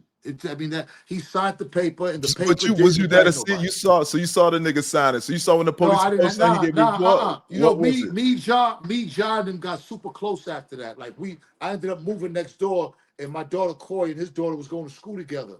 So I knew everything. That nigga signed. I mean, they had to pay. So you saying Ja confirmed it to you? It's not that you did your research. Ja's cousin Burns. Oh man, it was a bunch of Murder Inc. niggas. Everybody confirmed it. Like but you ain't do your research yourself. You ain't seen the shit yourself. You gonna word them out. I'm saying right. I'm saying if we're gonna go on, I had to be there when he signed it. Then don't do that. Don't do that. Listen, no, but I'm saying, how else can I research it? How else can I research it? Like actually seeing the documentation, like you saw the paperwork, like nah, them niggas showed me the paperwork, and you see how that shit's. That was he was the nigga he told on. That was the nigga he told us. I mean, they was a part of that. They was the first one to get the statements. The statements was sent to them. It was like a summons or something. They just never went to court, and 50 didn't have to go to court to point him out. But he signed the paperwork. That nigga 100% signed that paperwork. 100%. 100%. Oh, 100%. 100%. The internet kind of like who the fuck was who was his DJ? Okay, hold on. I heard that shit's hold not up. If valid. it was his DJ, who was his DJ? The DJ sued and all types of shit. Now that's valid. Gino, I'm telling you some real shit. I'm not finna. I'm not no nigga. I don't go with speculation. If it was speculation, I would more say like I heard it kind of like that. But nah, the DJ was in some paperwork. Some nigga that's a part of their crew that was got involved in it. That was a victim, whatever. He sued some shit. So it was only Yayo and 50 at the studio when it happened. So nobody else could make a paperwork. Police wouldn't even talk to them. Police only talked to the two people that were there. So I don't even think they talked to Yayo, but they talked to 50. They talked to 50. You know what I'm saying? It was only them two at the studio when it happened. There was no DJ. Like that shit I is. don't have the actual video to reference right now. You know what I mean? So I'm gonna leave it at that. But now that's a segue. So now 50 talking about niggas got 50 putting up all the rat emojis. Yeah, I don't, Respectfully, man. Listen, that shit don't bother respectfully. me. Keep I'm in as mind, solid as they let's come. go into let's go, let's unpack it, right? The Okay. man talking about the rat shit. Now we knew the situation with your nephew. Right. Rest in peace, your mom's passed away. Appreciate that. I Right? appreciate that. Yeah. At the funeral, Yes. right? And some shit occurred, some Going to the shit funeral. that some Going to the shit funeral. going to that funeral, some shit that I've never heard of. I Right. know some opposing enemies coming back and shooting up a nigga funeral. I ain't never heard Right. nothing about no Right. family members per se, Right. right? Right. So can you give me a Okay, so I'm tell on, me the okay, story so what happened? without digging deep into the story before that, my sister, first of all, my nephew was my first nephew. I helped raise him. His father was kind of on crack, wasn't around too much. Good dude though, right? But I helped raise my nephew. This was the time of the Source magazine, so I was getting money. So both my sisters, my older sister, they have different father, whatever. Me, I'm my father. I'm my only child with my mother and father. My sister had the nephew. He was my first nephew. Proud. Like I helped raise him. He wanted to be a DJ. He never was in the streets, never had a record, anything. Time goes on. Me and my sister ended up buying a house. My mother, this is street money. Then when I started getting real money, I bought her own house. But they ended up taking out. My mother was dying of dementia. They ended up taking. I'm just condensing the story before we get up to the shooting. What led up to it was they ended up taking out loans of credit and money out of my mother's house, signing her name while she was sick on her deathbed. So my father found out about it. I found out about it. Guy must have thought that I was going to do something to him when I was coming back to New York. I mean, back to Boston. So he wanted to make a move on me. We never had a beef in our life. This was all surprised. When my mom's passed, she was in the care of my sisters. I wasn't fucking with them. I went to see my mother's wake 2 hours before everybody. I decided I wasn't going to the funeral and I was going to fly back to New York. I mean, back to Atlanta the next day. I was living in Atlanta shooting Love and Hip Hop. Stevie had went up to the funeral. My mother was being buried in Plymouth. Remember, I told you the Cape Verdean people live out in the Cape. So my mother was getting buried in a Plymouth graveyard with her family out there. Mm-hmm. And Stevie ended up going out there. I said, look, I'm flying back to Atlanta. He said, I'm way out here in Plymouth. It's like 45 minutes in Boston. I said, I will stay there. I'm going to come pick you up, but I ain't going to the funeral. About 12 o'clock, Sunday afternoon, one of the most widest highways, Route 3, Cape Cod, you can imagine. I'm driving down there on the right-hand side. There's a funeral procession with lights. I'm noticing this could be my mother's. I'm driving. I get to the front. I see the hearses. I get to the front. There's a couple cars in front. Bop, bop, bop, bop, boom, boom, boom, boom, bop, bop. All right. I get hit a few times. Ain't the first time I got shot. I fishtailed the whip coming back. He's still emptying. Come to find out, he had licenses for the guns in Massachusetts because he never had a felony, never been a street kid. And he hit me 3 times. I crashed the car, jumped out. I'm running down the highway. All right. There's cars all over the place. There's witnesses everywhere. As I jump into one of the cars, I tell my cousins to drive across the median to get me to a hospital. I'm leaking blood up by my neck, by my back, and right here, because he's shooting. He was shooting through the car, through his car, at my car. As I get off the exit going the other way, the police pulled me over. As soon as he shot me, he called the police first. The first one to call police, I just shot him in. It's Benzino. He got a gun. He waved the gun at me. Now, I be strapped, but I didn't have no strap then. I'm going to pick up Stevie and Cape Cod. What the fuck do I need a gun for, right? I'm not thinking he's on this. I would never, the last thing I would think of. So he called the police, said I had a gun. When I got off the exit, I'm done 2-3 pints of blood out. They stripped me butt naked, out the car. Where's the gun? Where's the gun, Benzie? Where's the gun? He said, you had a gun. You tried to kill him. I said, he shot me. All right, that was the tape you heard. And then the hospital was still, the police are trying to railroad me to lock me up. I'm like, well, wait a minute. Like, what the fuck are you talking about? He shot me. Now, I knew whatever tape I'm saying, I still got to go in front of a grand jury. And I still got to go to court and point somebody out. I ain't never did that in my life. Shorty wouldn't do it for my nephew. It was family business. What happened, happened. They called me into the grand jury. They said, hey, do you know who shot you? I don't know who shot me. But wait a minute, you said on the I was on medicine. I didn't know what the fuck happened. I lost all sting of my arm. I was panicking. I don't know what the fuck was going on. Police were saying I had a gun and I was trying to kill him. I was hysterical. I don't know who shot me. The prosecutor was mad as fuck because this is a slam dunk. He got 15 other people saying that he shot me on the highway, white people, some of my family members, saying that he shot me. All he needs is me to say he shot me, and he goes to jail for attempted murder in Plymouth County. Way worse than Boston. This is where the Plymouth Rock is. So when you get time out here, oh, it's way worse. Anybody in Massachusetts can tell you that. I walked out of the prosecutor's man, right? Because I don't know who shot me. I don't know what the fuck you're talking about. I plead the fifth. They said, look, you got to come to court. I said, I ain't come to court because I already went to thing. They said, if you don't come to court, we giving you 6 months. Contempt of court, Benzino. I went to court. Me, my father, my man, walked in. He's sitting there, his big head ass with the fucking lawyer. Do you know who shot you? And he's sitting here in his room. Nope. 5 seconds, got the fuck out of there. If I would have said he shot me, he would have did at least 15 years because it was attempted murder. He shot me 3 times above the waist. He got 13 months because there was another 10 witnesses came that said, and he got shooting in a public dwelling. So all that shit was him trying to come out of jail and try to create a narrative and people trying to stain my name. But I saved my nephew. You know what I'm saying? He did 13 months. PC'd himself. He had to. You know what I'm saying? 13 months for fucking shooting me 3 times above the waist, attempted murder. There's no snitching. He called the police first. The story, it happened so long ago, I never even had to defend myself then because I already knew.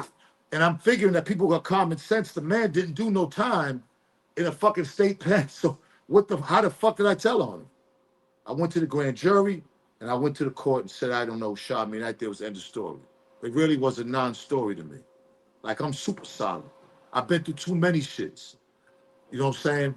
When he said what he said, I'm just like, what the fuck are these cops trying to do to me? Like, what's going on?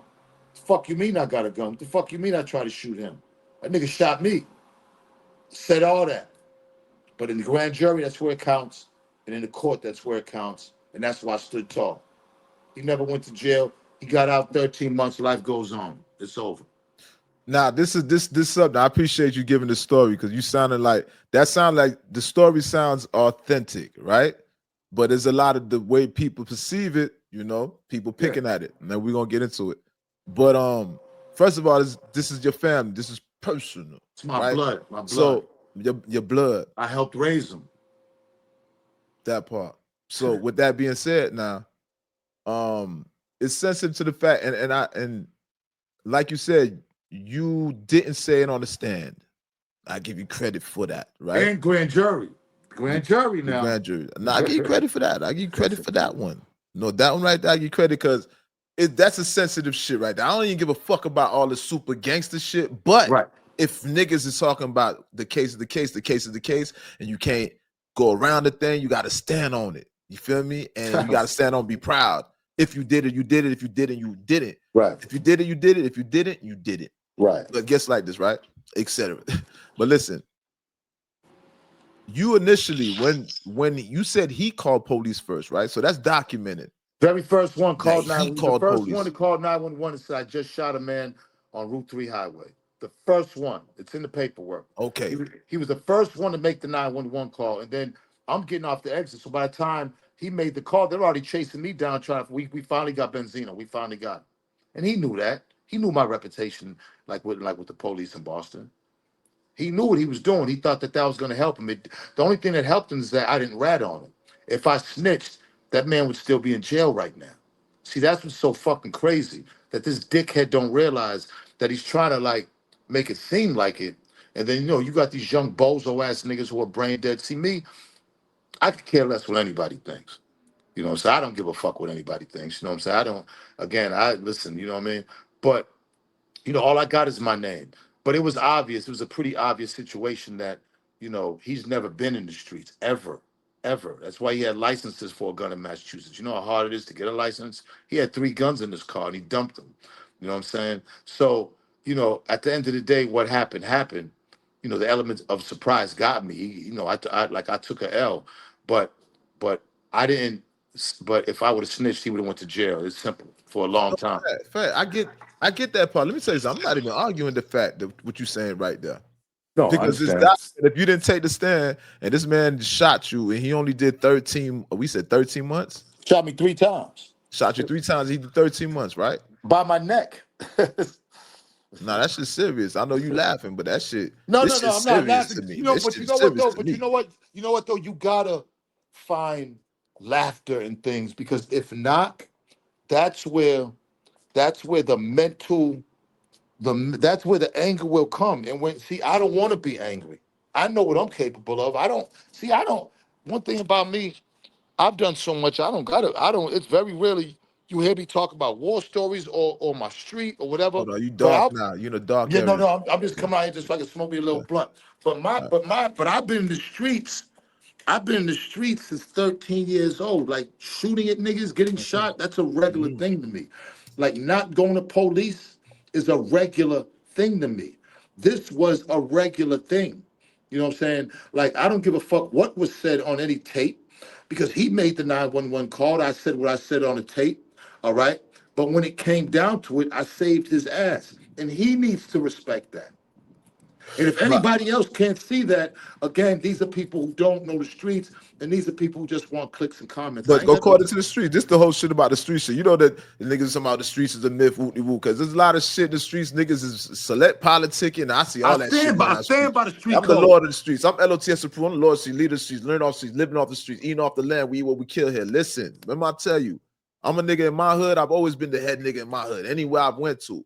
So I tell niggas I am the streets. And I tell you how niggas is biased in the streets. I tell you how certain shit don't make sense in the streets. Mhm. But according to street niggas that ain't qualified to enforce certain rules, niggas is enforcing rules. Niggas that not even from the streets is enforcing the shit that they heard their big homie say. And big Right. homie ain't even like that. But Right. nonetheless, you did give a report though when they asked you in the beginning, right? Right. Yes. The report when they came, because when you listen to the thing, their whole shit was me having a gun and threatening to kill him, and that's what he was saying against me. At that point, I knew it wasn't no grand jury. I knew it wasn't no.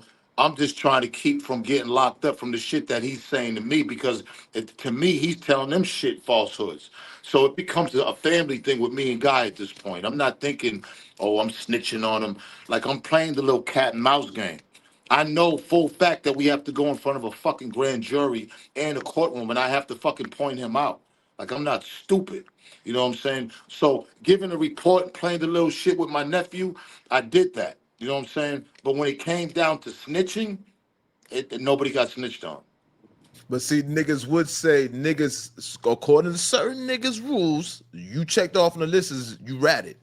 Niggas Yeah, saying well, you ratted. that's you know what? I don't live by niggas' rules. Like, and even the niggas who say the rules, these niggas couldn't even fucking never shoot their way out of a paper bag. Number one, fight their way out of paper. Number two, or even be in the streets getting money. These are niggas who never really was accepted or really getting money in the streets, so they want to do this internet shit. I don't give a fuck what niggas said and See, how that's they right said. there.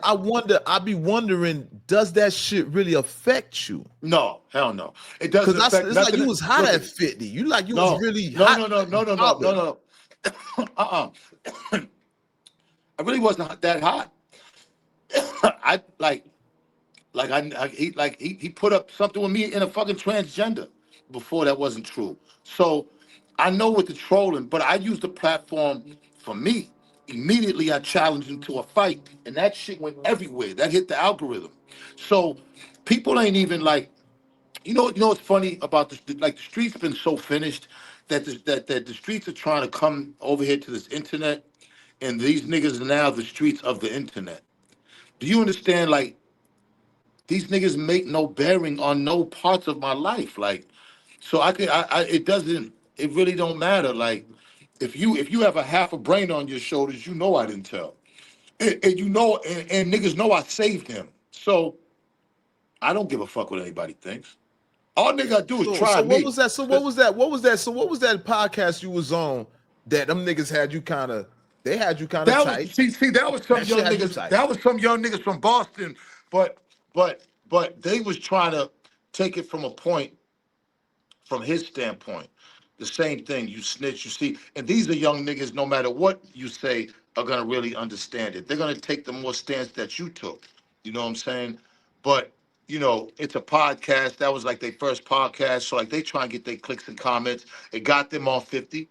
The thing is this the thing with everybody, like, I'm not on trial here. That shit happened 10 years ago. I'm still out here in these streets. I'm still out here getting money. The longer niggas take with this, the more they realize that people really don't even give a fuck.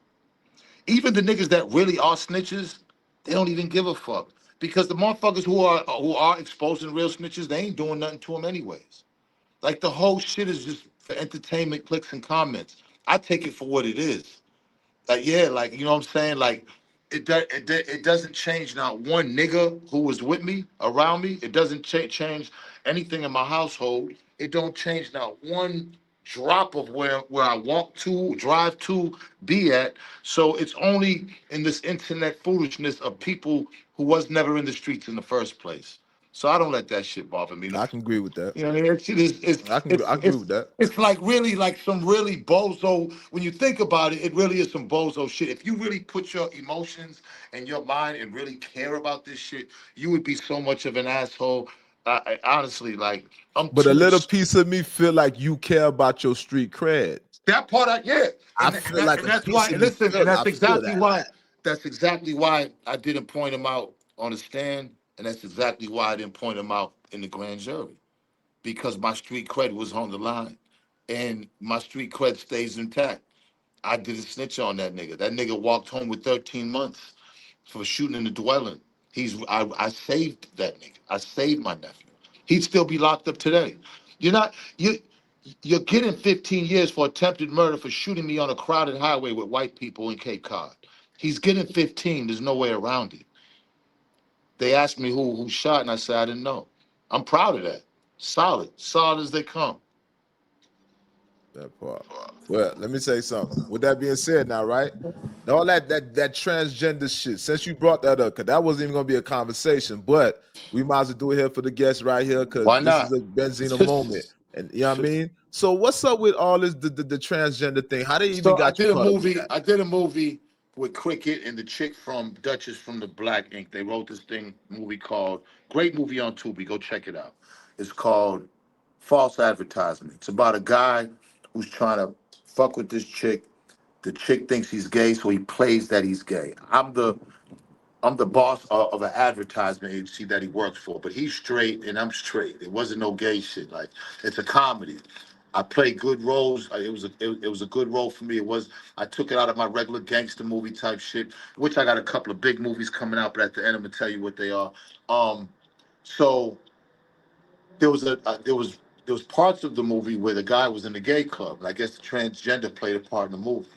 I never did no scene with the transgender. I never met the transgender to this day. I've never even seen the transgender. Right? Cricket and Duchess, the transgender asked for my number one day, and they gave the transgender my phone number on some old. I had a restaurant at the time called the Crab Track, and she wanted to rent it. He, she, whatever the fuck, right? So now, mind you, from Boston, we wasn't around gay shit, gay this and gay that. Boston just didn't have that. We didn't come up with that. Like back then, you walk through four corners, you getting stomped out if you was gay, unfortunately. But since then, you know, I've learned to love gay people. I have gay friends. I got a gay family member, and I actually got love for them. Like, I don't see no problems. I've been to a club with my girl, and like, and a gay dude. Like, it's nothing I grew up, but I had to tolerate it, and I had to realize as I grown up and got more mature, you know what I'm saying? I got to understand it more and listen. Gay people are just people, and and there's some good gay people out there. You know what I'm saying? Simple as that. I don't judge them any different. What you do in your bed is what you do. It don't make me judge you any different as a human being. I judge you from your character. Now, saying that, transgender people I never got used to. I never got used to being around a transgender. I never got used to kind of like the actual, like, looking at somebody that's got surgically changed from a man to a woman or a woman to a man. Like, and I don't say this with any disrespect, but it still kind of makes me kind of queasy, like a little uneasy. So I don't. Definitely. I've never, you know, I take pictures with. I remember I was with my son. He was 11 at that time. Taj, Corey's little brother, and we walking in Lenox, and three gay guys want to take a picture. And he noticed them because they was like pretty, that they wasn't like down low or nothing. They was like, you could see they were gay, all right? So Taj was like, no, Dad, I don't want to take the picture because they was walking across. Benzino, we got to say take the picture. I said, no problem, I'll take the picture, right? So Taj didn't want to take the picture, but he ended up, so I had explained to him as we're walking in Macy's that, look, Taj, just because they're different, this was a moment for me. Me and my 11-year-old son, this was the first time I really was put in this moment to explain this. And I was kind of like trying to find the words to do it. And I said, listen, man, Taj, everybody's different. But that don't mean that they're bad people. God loves all people. I said something to like that. Facts. It's a true story. We walks in there, two more gay guys come up. Benzino can take a picture. This time he says, I'll take it. He says, I'll take the picture. So like it took me years to develop that. Because I remember jumping gay people coming through Four Corners. I mean, we was deep in Four Corners, and when that happened, that's what happened. We wasn't exposed to that. That's how I try to explain to some people. It's hard to say, but I'm like, dog, remember, we had to get acclimated because back then it was kind of different. You was It kind of just beat up on wasn't. those folks. It took years and years. All right, Yeah. and I'm glad. I'm glad I did. How about that? So look, Nah, shout out to the yeah, LGBT community. all We that, out here at all the that, same time. We don't all condemn that, all nobody that, here. Y'all live all that, your life. You know what I all mean? that. Yeah, Now, but and I yeah. got gay. Look, I got gay fans, and I'm sure there's some transgender fans. Look, I take a lot of pictures. I had an OnlyFans. Like, men looking at me in that way is different. I lost my Twitter over that. Like, listen, I'm not with none of that. You motherfuckers looking at me certain way. I had like 700,000 followers, and they wiped me the fuck out, right? So, the transgender called me and was, hey, like I was super uncomfortable, but I knew that, hey, Cricket gave me a number. I'm trying to be cool because like I'm doing this movie. And me and Cricket's cool. We done shot music videos, talented dude. And I'm just trying to be cool at that point, right? But I'm a little like I start, I'm on the phone, but I'm like this and shit. Now at this time, I was with Zeno's mother out there, and we was going through it around that time. So the transgender calls me, and we have a conversation. Yeah, I know a few people from Love and Hip Hop because I guess the transgender was on Love and Hip Hop. I said I really wasn't interested in none of that. I'm just like, what is the call for? But I'm trying to be cool. Not knowing the whole time the transgender's taping me and shit. So, um, transgender makes something like, all right, the first conversation was quick, but it's something like I do stuff for Tyler Perry and I want to give events at your crab trap. And something like, can we go out to lunch and talk about it? I said, I can't do that. And I think the conversation was, why not, Benz? I was like, listen, I got no disrespect, but my people wouldn't understand that. If I'm out, you just gotta understand. I didn't have to explain, but I'm trying to fucking explain, what I'm saying, just to be cool. And then the second time, I think they called me and it was like, look, we can meet at the crab trap, but I was gonna bring a bunch of people with me. If they was gonna rent out the crab trap or whatever, because I had partners, I was gonna bring everybody. I had a female partner and a male partner. Everybody was coming if that was gonna happen. So all this time, I didn't know. I remember that my baby's mother tried to insinuate some shit because they seen the transgender calling me, and I'm like, but at Watch this point, your finger covering oh yeah, but covering I'm sorry, suspense. but at this point, me and my baby's mother's going through it, so she tried to like insinuate some shit. I'm like, I've never met this person in my life. I'm just trying to be So your cool. baby mom's insinuated that you was This was rocking this with was the back in transgender 20. too. This was in 2020 when it first happened. When I shot the movie 2021, whenever it was, she was the first one, but nobody believed the shit because it wasn't believable. Again, So was you ever at one point, anytime, alone with that no, transgender? listen, Alone, listen. solo.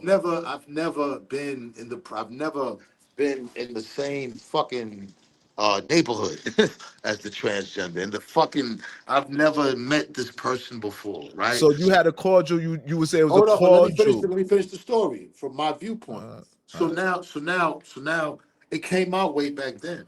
But nobody said nothing because it wasn't real. It wasn't only until 50 Now, the conversations, you can hear the conversations where the conversation is being like, I worked on Pro Tools all my life.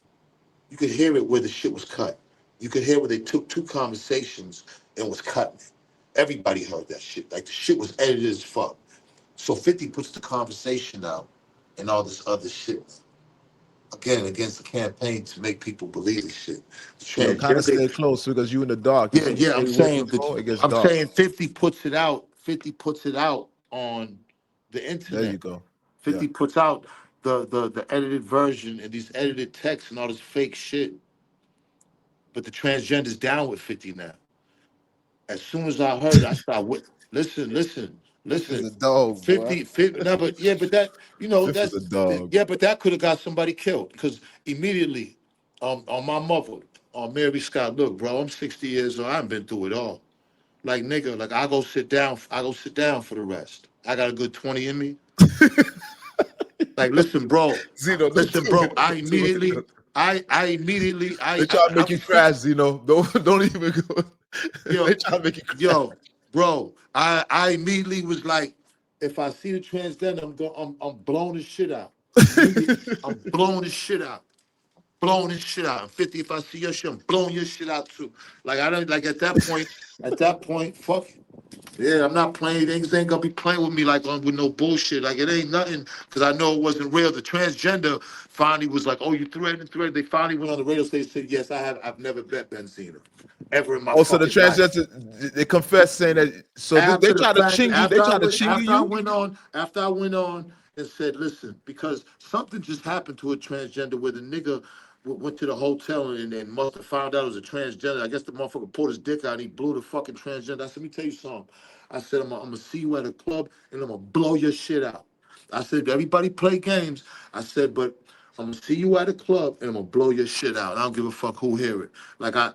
I just don't, and so right then and there, I guess the transgender started being like, "Oh well," and then went on and admitted it. She went on some female's fucking radio station show that admitted, "No, I've never met Benzino, but we talked on the phone about the crab trap or whatever." Like, come on, man. Like, I'll Okay. fuck some of the baddest bitches on planet Earth that Bruh, actresses. listen. Like, That's why it's like, yo, this interview's probably, dog. They got to be a part two because we ain't even get to the. Listen, dog. When I know the history, the crazy shit, do because a I just part wanted to two. I had to give the people the shit. But the part two, bro, like the Miami history, bro, like you is one of the first snipers.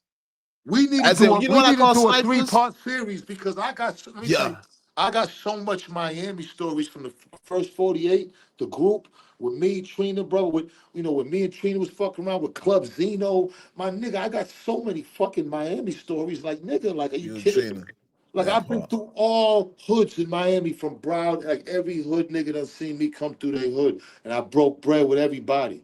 Cause that was like towards the last of my run with the source. And I tried to do Hip Hop Weekly, but when I got indicted by the feds, like, so you know what I'm saying? Like that's when the money went crazy after that. You know what I'm saying? Shit, I lost everything. Everything. Listen, that's why I'm trying to tell you. It got to be 3 part because Yeah. it's your story's so clear. I'm like, yeah, there's no way, bro. That's why I said, man, we got to talk about the fuckery because at the end of the day, it's like that's what Yeah, the no, people no. want. But I I'm like, love doing dog, it. this I love really, doing it I with you. need the history, I dog. love doing it because the conversation you're doing is so 1,000. It's coming from a different place. So that's why, see, everything that's on the internet, right? Like, you know what I'm saying? you know, if it's brought to me, I'd be like, I don't give a fuck. Because I know it ain't real, and I feel like I don't have to answer to nobody. But when a nigga keep it 1,000, when a nigga feel like, see, you one of me, I'm one of you. See, I can relate to you. Everything is about relating to somebody. See, this is a relatable conversation. It's a good, relatable. A lot of these niggas, 80% of these niggas don't know how to have these.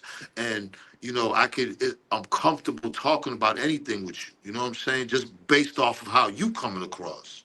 You feel me? Word. Facts. I appreciate that, brother. I do these things on a regular basis, and I'm not gonna give them shit because it's like you're not even like in the lane. You don't even know the lane, so why am I even explaining to you? You don't even know what a nigga go through, what life is. So why would I even explain it to you? You know what I'm saying? Like, why would I explain these situations when you don't even know the whole life of the struggle? And I believe a lot of motherfuckers don't deserve to get because this is personal shit that Facts. I'm sharing. A Facts. lot of niggas don't even get to deserve it because they don't live the life. Facts. You went through it, and the way you and see, and not just because you went through it, because other niggas go through it, they just don't know how to word it. Rah, rah, rah, rah, rah, rah.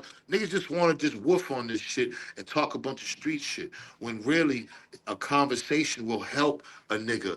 If the object of these conversations should be to enlighten and to knowledge and help, if not the youth, anybody that listens. Yeah, because you got to keep in mind, we on right now. I got the founder of the Source magazine on L.O.T.S approved me, the DSTM Don't Shoot the Messenger podcast. Hold up. I did way too much. That part, I did way too much.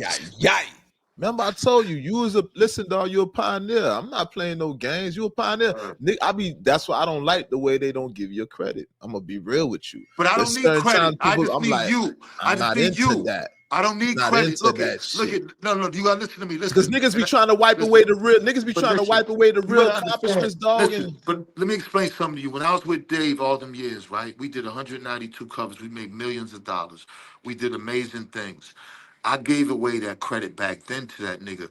I was the fucking brains of that shit, the Source Awards. I came up with the Source Hip Hop Hits. I expanded the Source to Miami, Source Awards to Miami. Like, but I gave Dave the credit because it was the right thing to do for business. He was the face, he was the Jewish face of business and advertisement that You getting McDonald's, dark, man. You in the Cadillac dark was area. dealing with. Zeno, you getting dark. You in the dark area, boy. Try to stay by You the see light. Dave, look at, I gave Dave the credit because he was the face of Cadillac. And like those people were all white. So by me doing that, I gave away my credit back then. So credit really never meant nothing as long as the streets know, as long as you know, and as long as my people know. Because now the biggest thing that I get, and financially, listen, I had a hell of a run, and I'm still I got some things in the pot. I got some things that I I've been admire the working on. hustlers. You know You what I'm see, saying? you a hustler to me. The It's the Dame journey. Jasses, the Jay-Z's, the Babies. Yeah, I'm telling you from my book, I'm looking at y'all niggas as the blueprint. I don't know what the fuck. I be wondering how people even go over the fact. I'm like, yo, dog, y'all niggas be really like, remember, this man got accomplishments that this is part of our fucking, this is our culture. This is our culture. This is That's our what feels good culture. to This know is that our you still culture, dog. exist. Hip hop, dog. This is the whole culture that we all eating off of. And you helped to promote that shit. It's like, damn, you don't know we live in this shit. This man is part of one of the cornerstones in this shit. Fuck what a nigga talking about, dog. But don't you know? As long as you saying stuff like that, then there's hope that a nigga did because that's all we got. Like, all we die, the only thing we carrying with us is our name. We carrying nothing else in what we did. And, you know, hip hop saved a lot of me and saved a lot of us. You know what I'm saying? So with the internet, we're using it, a lot of us are using it for the wrong reasons. We keep God keeps giving us the tools to really be big and really have major influence and money, but we keep going for the low hanging fruit and we keep disrespecting and keep undermining each other. And that, of course, came from Yeah, slavery. but you not, but you downplay it too much, you know. I ain't gonna lie to you, bro. And I feel like I ain't gonna lie to you, and I gotta be real, right? I feel like, dog, you kind of like let go the reins of hip hop in the role that you was playing in it. And now you more so getting paid off of just being not necessarily a character, but being an influencer, like a social media influencer. Like you kind of gave up a lot of your executive kind of like leverage that you had in hip hop. I feel like I never really had. L.O.T.S approved media, Dose with the Best of Podcast, DSTM, episode number 123. That part. Y'all see we got Benzino in the place to be. Things are kind of winding down now. He's gonna have to come back inside the building. Remember, I told you. All right. You guys see what we're doing here. Bringing y'all this conversation. We didn't even get into the Miami because I want to speak about Ball Greasy and speak about Icons and his influence and Trina. You see, he brought up the Diamond Princess Queen, the Miami Queen. You know what I mean? And this man, he has a little story behind Gino. Excuse me, Gino, my mind. Shout out to Gino. Benzino has a very interesting story. especially when he migrated to Miami. We ain't even get to that part yet. All right. L.O.T.S Approved Media, Don't Shoot the Messenger podcast, episode number 123. You guys, make sure you guys are hitting that like button, subscribe to the channel. Don't be a ninja watcher. It's a person that be creeping and watching. Don't be no pocket watcher, because that's just a hater. You definitely don't want to be one of these, ladies and gentlemen. We call that a peeping time. If y'all know what they do to people time to stay out of jail, you won't never have to find out that part. Remember, I told you. All right. I'm public enemy number one. I'm considered the top op. Let's be clear. All right. L.O.T.S Proof Media. Till next time, next interview, you never know who I'm going to bring on this platform. That part. Shout out to Zeno.